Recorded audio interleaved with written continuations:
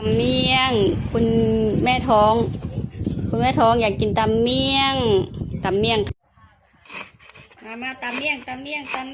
ข่าตะไคร้ได้ข้าวอ่อนๆมาคนน่ะข่าตะไคร้น่ะข้าวอ่อนๆนี่หัวข้าวอ่อน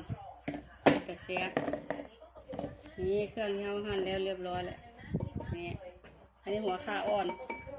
อันนี้กำลังหั่นอันนี้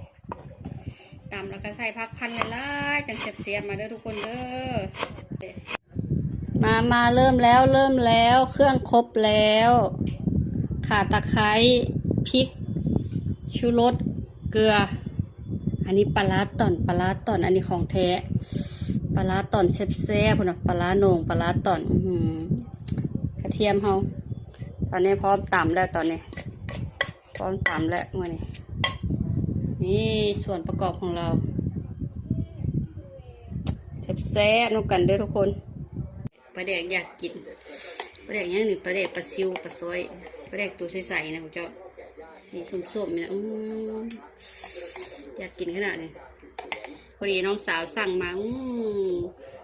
แม่ท้องจะได้สีปลาแดกบนหัวคักเลยมื้อนี้พอละ